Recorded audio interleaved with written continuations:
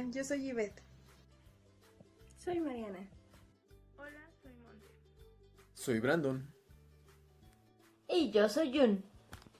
Y somos estudiantes de Psicología de la Universidad Tecnológica de México, Campus Ecatepec.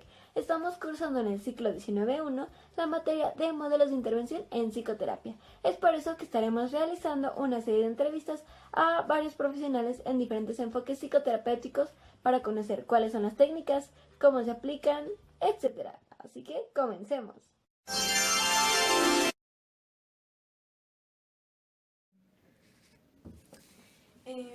Hola, muy buenos días.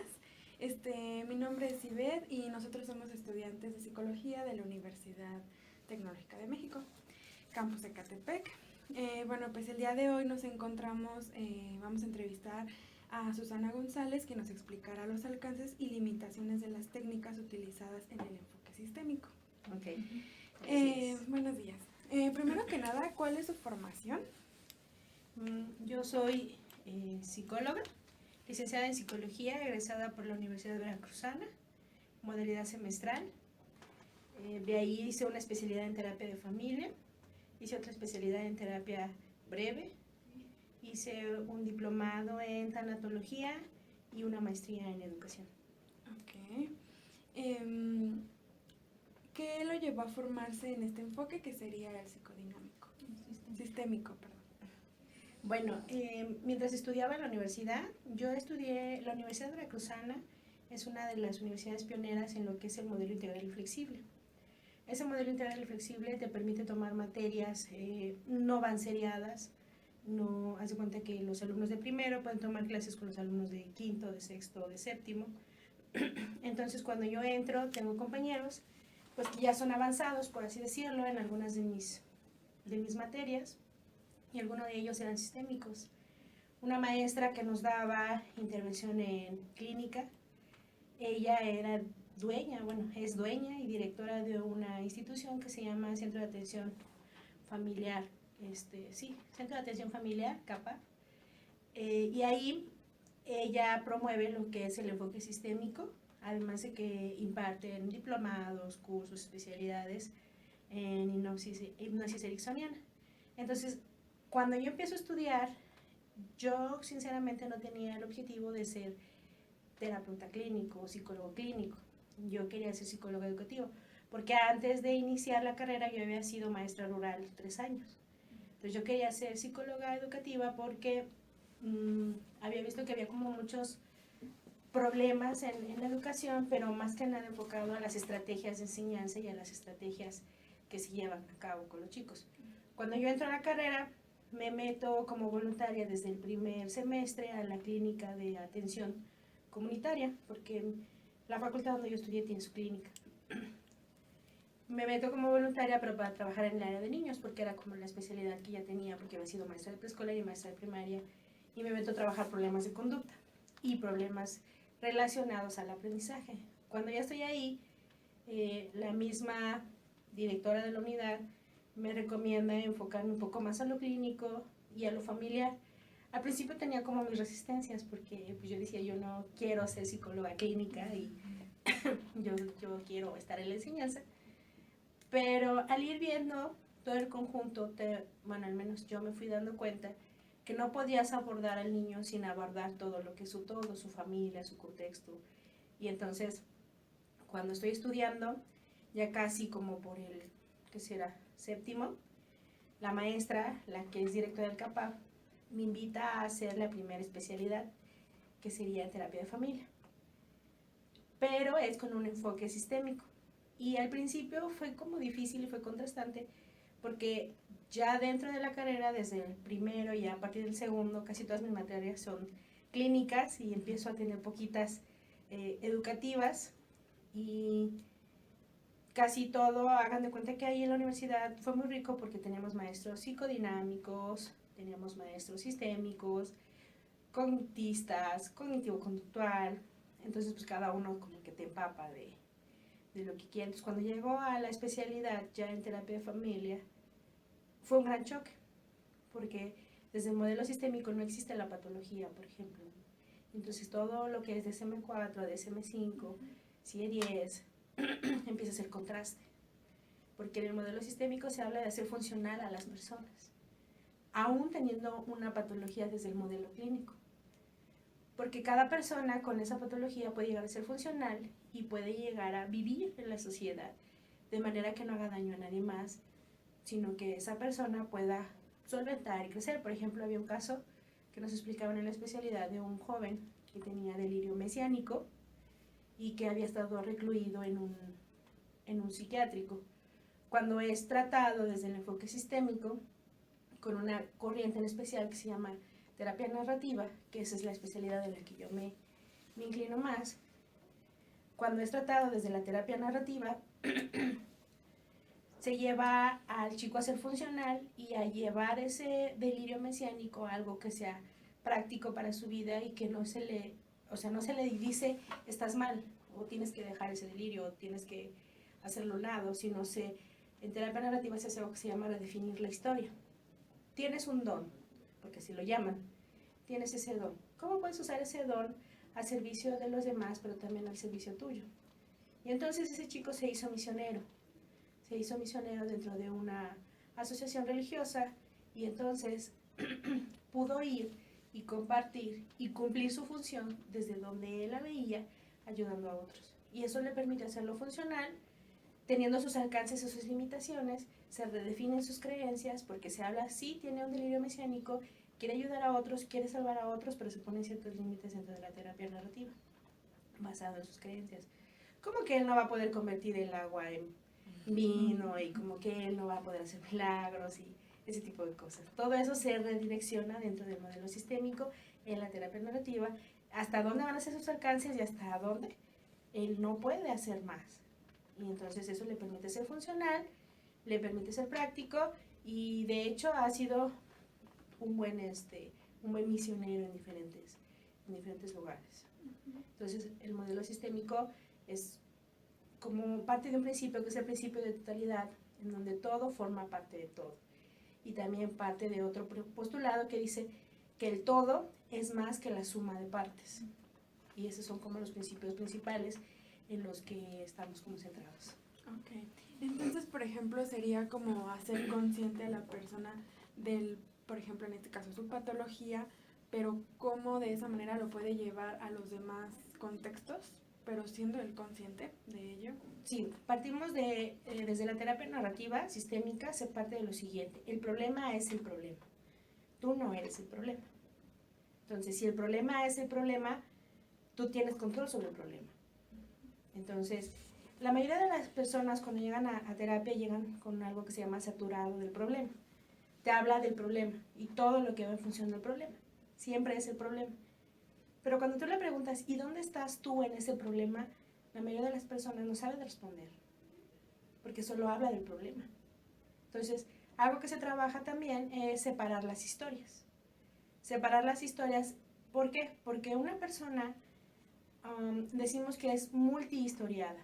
¿Por qué multihistoriada? Porque una persona tiene una historia con el problema, tiene una historia con su familia, tiene una historia personal, pero dentro de esa historia personal tiene historias de éxito, de alegría, de tristeza, de logros, de desamores, de fracasos, pero todas esas historias, cuando llega una historia saturada del problema, se le olvida a la persona. Y entonces para la persona solo existe esa historia. Cuando ayudamos a recuperar todas las historias, lo hacemos consciente de que esa historia solo es una parte de su historia, pero no define toda su historia, ni lo define a él como persona, porque solo es una pequeña parte.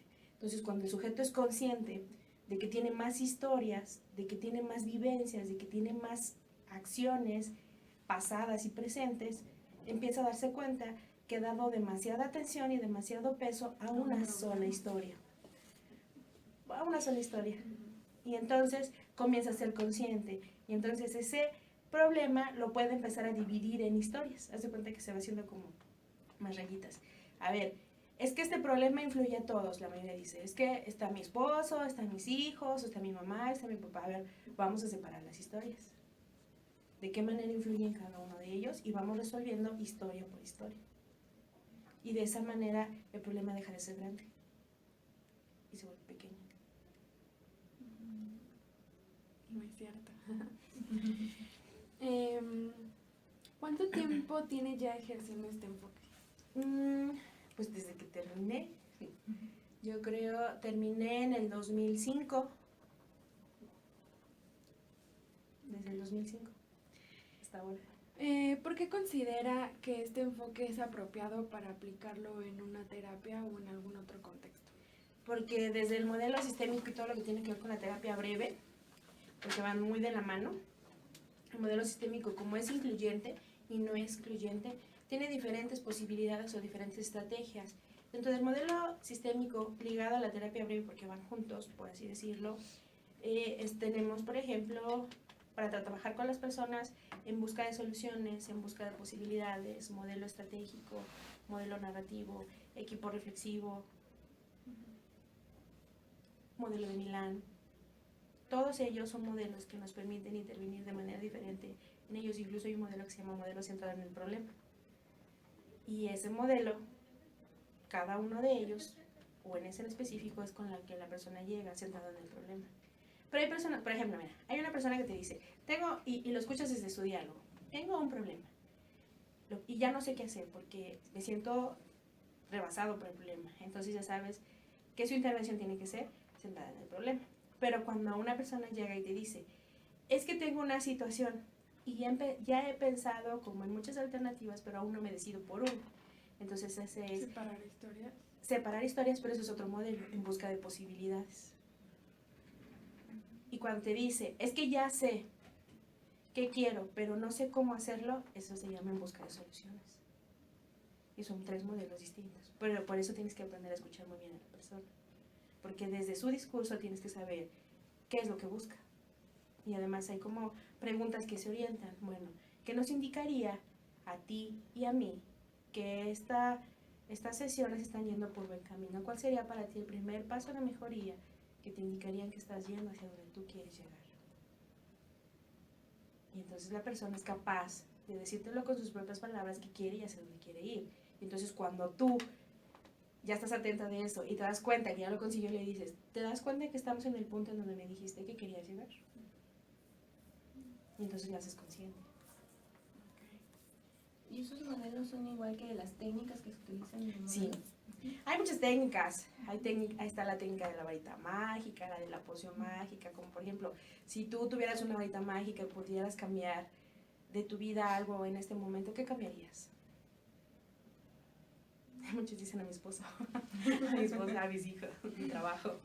Y entonces eso nos da indicaciones. Sí, que algo hay ahí. Que algo hay ahí. A ver, ¿cómo sería entonces, si pudieras cambiar a ese esposo, cómo sería el nuevo esposo? Por eso es narrativo, porque todo es narrativo. Y desde el modelo narrativo las defensas no están alertas. Porque incluso trabajamos otra que es el modelo de metáfora, que funciona bastante bien, ¿verdad? Desde la metáfora, la persona no es consciente y por lo tanto las defensas están muy abajo. Por ejemplo, hay un caso en donde puedes trabajar. Imagínate cuando te hablan de la ansiedad o de la depresión o cosas así. Bueno, si pudieras darle forma y nombre a eso que sientes, ¿cómo lo llamarías? ¿De dónde surgiría? ¿No? Y algunos, por ejemplo, alguna vez uno me dijo, para mí sería un duende. Ah, ok. Un duende travieso. Ah, ok. Imagínate que ese duende tiene otros amigos. Entonces estás hablando del duende. Tiene otros amigos. ¿Qué otros amigos tendría? Entonces ya empieza. No, pues empieza la desesperación. Ok. ¿Qué otro amigo tiene? Pues el rechazo. Ah, ok. Imagínate, ¿a quién crees tú que el duende manda primero para ver si el terreno está listo para que pueda llegar? Porque el duende no va a llegar solo, ¿verdad? Va a llegar con alguien. O va a llegar cuando el terreno esté listo. Porque manda primero a hacer a alguien más el trabajo. Y ya te dice, no, pues manda a su amiga la desesperación, ¿no? Entonces está hablando de ella, pero está hablando de los otros. Entonces eso le permite hacerse consciente de cómo lo está viviendo, pero al mismo tiempo no tiene defensas, porque no está alerta, porque no estamos hablando de ella en teoría, ¿no? Entonces ya te dice a la desesperación, le digo, ok, imagínate que un día tú te sales y olvidas poner chapa a tu casa, porque haz de cuenta que tu cuerpo es tu casa, y vamos a hablar desde ahora a tu cuerpo como tu casa, ¿ok? Entonces un día te sales, vas de visita a algún lugar, te vas a un retiro de esos en donde quieres estar sola, en contemplación, te vas a un retiro. Y entonces andan de mandar a alguien a ver quién está en casa y quién no. Y se da cuenta que dejaste la puerta abierta. ¿Qué crees que vas a hacer? Imagínate que estás en una casa vacía, bueno, sin personas adultas, con todo dispuesto. ¿Qué harías? No, pues una fiesta. Le digo, pues imagínate que sí, llega el duende, invita a sus amigos, pero no solo invita a esos pues que mencionaste, ¿a quién más crees que invita? Y entonces ya hace como una mega fiesta. Y le digo, ¿y cómo queda una casa después de una fiesta? Y ahí es donde ella conecta, justamente. Y le digo, pues eso pasa muchas veces con nosotros, cuando permitimos que entren extraños a nuestras vidas. Y entonces sí lo va trabajando. Y esa es una técnica. Ok. Entonces, las que nos platicó anteriormente, que es la terapia narrativa, separar historias, buscar soluciones, Posibilidades. y posibilidades son técnicas. Son modelos. Y técnica sería la de la metáfora. La metáfora, la técnica de la varita mágica, que darle forma a tu emoción. Podríamos hacer algún ejemplo, por ejemplo, con la última que mencionó, la de, ¿cuál dijo? La de emoción, algo Darle así. forma a tu emoción. Darle forma a tu emoción, podríamos hacerlo. Sí, pero ¿de qué manera o cómo quieres? No sé, a lo mejor con un ejemplo, así como el que nos contó de la metáfora, pero con alguno de nosotros. Ok. Que lo ejemplifiquemos. Sí, ¿quién quiere ser el conejillo de Indias? No, no es cierto. ¿Quién quiere participar? ¿Tú? Brandon va a participar. ¿Brandon va a participar? ¿Ya que verá Brandon? ¿No? Si quiere. ¿Quién quiere?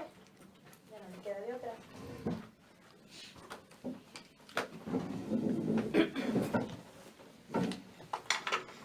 Brandon, para ti, ¿cuál sería la emoción más importante en tu vida, en general en tu vida? La emoción más importante. La alegría. La alegría. ¿Cómo imaginas que se vería la alegría? Pues con una sonrisa.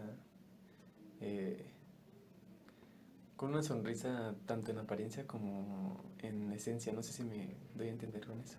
Sí, pero si pudiéramos ser más concretos. Imagínate que tú se lo quieres explicar a un niño. ¿Cómo le explicarías a un niño qué es la alegría?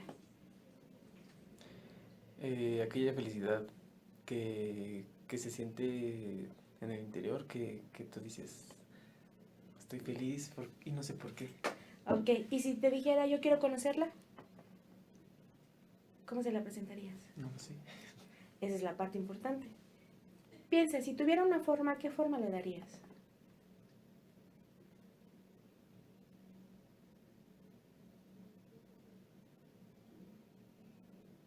Es que solamente pienso en una persona sonriendo. Como una persona sonriendo. Y si el niño, por ejemplo, te dijera, es que para mí eso no tiene como... Es como tú, por así decirlo, y quisieras llevarlo más allá, que él pudiera crear su propio concepto de alegría, ¿cómo le dirías que podría ser?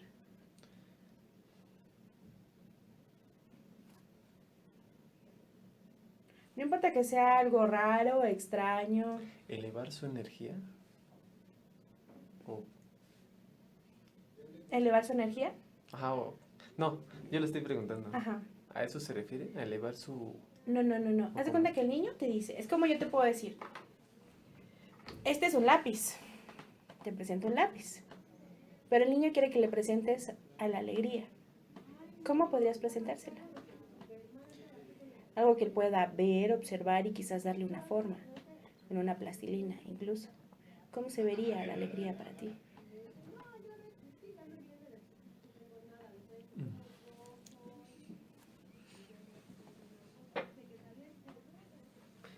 Pues se me viene a la mente nada más algo como... ¿Puedes dibujarlo? Ah, no, yo le iba a decir que... Intenta dibujarlo.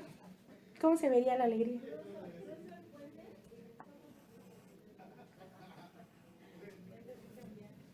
Ok, esto sería la alegría.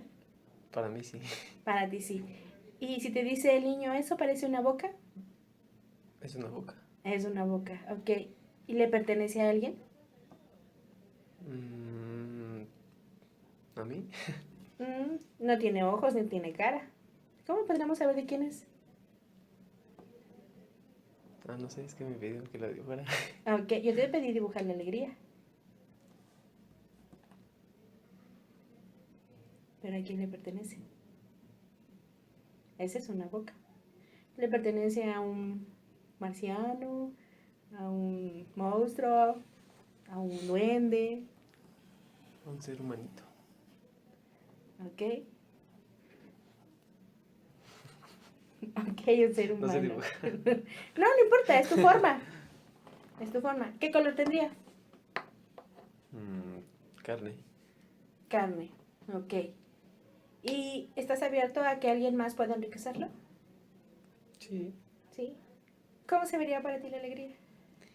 Para mí se vería como una estrella color amarillo. Ok. ¿Y para ti cómo se vería la alegría?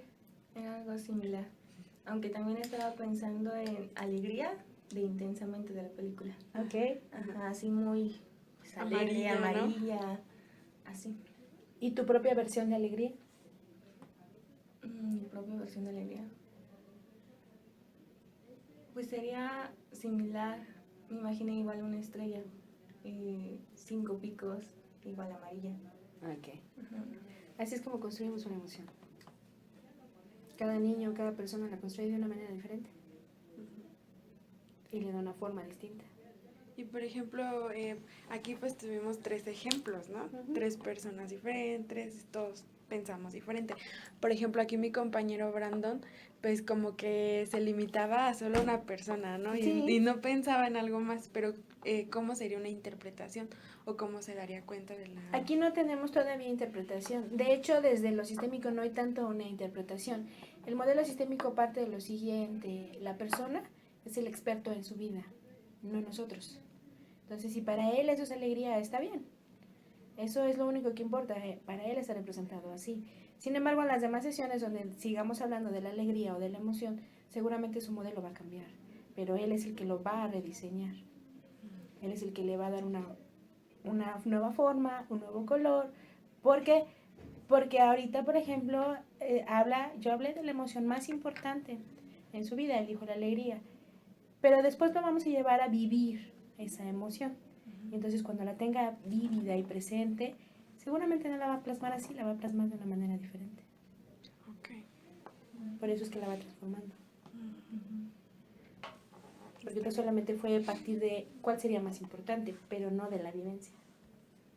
Porque si fuéramos a cuál sería para ti una de las vivencias más felices de tu vida y cómo la representarías, quizás cambiaría la forma.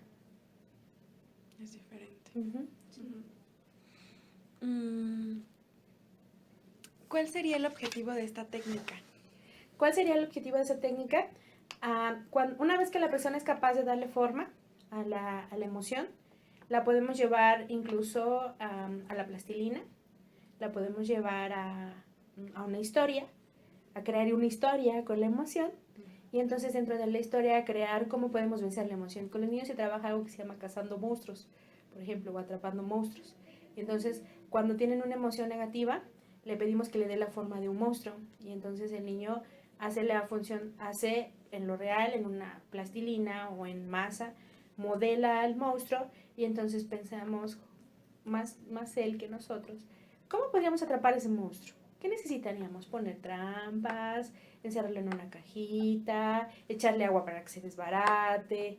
Y entonces el niño, al darse cuenta de que eso es algo que él puede controlar, que es algo que puede manejar, y lo mismo con el adulto, cuando se da cuenta que es capaz de controlarlo, de manejarlo, porque no es la emoción la que lo domina, sino eres tú quien puede dominarlo y quién eres tú quien puede controlarlo, entonces esa emoción empieza a perder fuerza y poder dentro de la persona.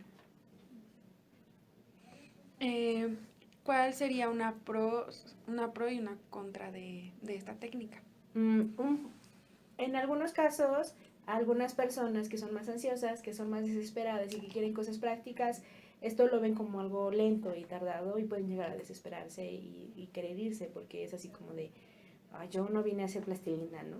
Entonces hay personas, y ahí tendrías que ocupar alguno de los otros modelos. Tienes que ser como muy observador y muy cauteloso con la persona que tienes enfrente, porque quizás esta técnica no es aplicable para todos. Claro. De hecho, la siguiente pregunta era la de características de la población para quién aplicarla, a quién y para qué. Esta se aplica mucho en los duelos, en las terapias de duelos con los niños y en los adultos mayores también. Y en las personas, por ejemplo, que son muy sensibles al arte, la música, la creatividad. Pero si es una persona, por ejemplo, político, abogado, economista, matemático, físico, esta técnica va a llegar a desesperarlo. Sin embargo, después de, ¿qué será? Como unas 4 sesiones, la persona va a estar abierta a trabajar esta técnica. Pero no podría ser como una de las primeras. Ok. ¿Alguna otra técnica que nos pueda ejemplificar como esta? Más que una técnica es el separar las historias. Separar las historias en el sentido, la persona usualmente está aquí. Recuerden que para nosotros él es el experto en la vida. Entonces, por ejemplo, acá está mamá, papá, hermano, es uno por separado, la escuela, el amigo 1, el amigo 2, el amigo 3, todos los que pueda llegar a tener. Por acá podemos poner el novio. Y entonces, la mayoría de las personas hacen esto. Viven una vida así. ¿Ok? En donde si se afecta, se ven afectados todos. Entonces, lo primero que tenemos que enseñarle a la persona es que sí puede tener a todos esos, por así decirlos,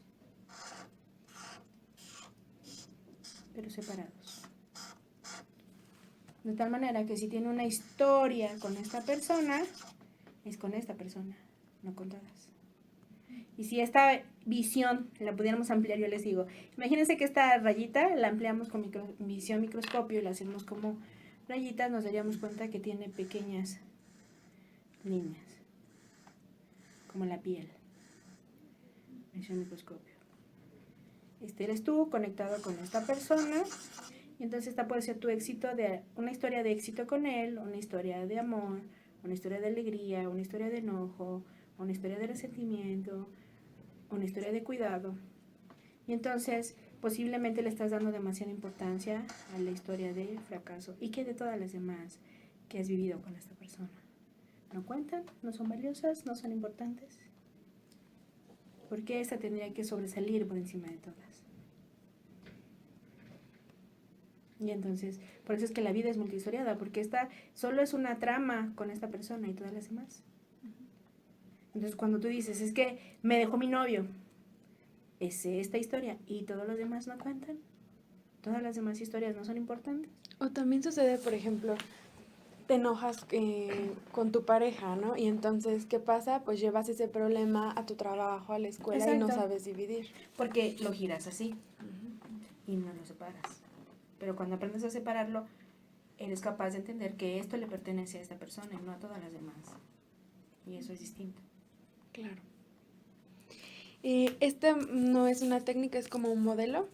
Es parte de una técnica para enseñarles acerca de la vida multihistoriada, de que la vida no es una historia única, sino que es una historia compuesta por muchas historias.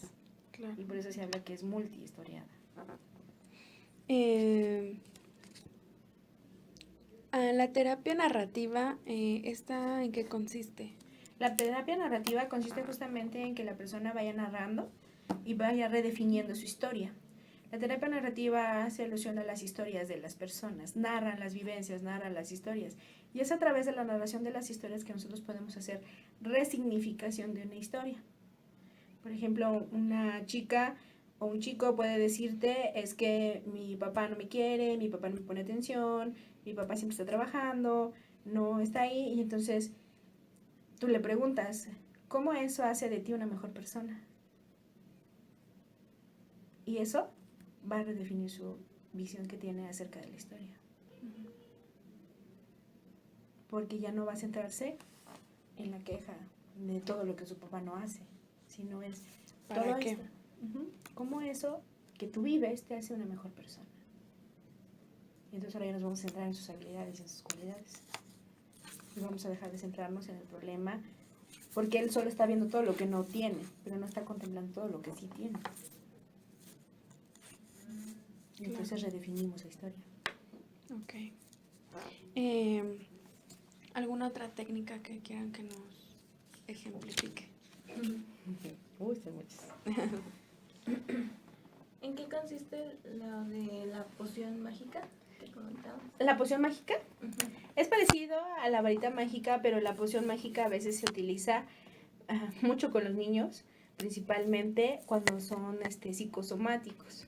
Esto se presenta mucho cuando los papás están en proceso de separación o de duelo, y entonces te dicen que les duele el estómago, que les duele la cabeza, que les duele algo en su cuerpo, hasta te dicen, es que me duele algo, pero no sé qué me duele, ¿no?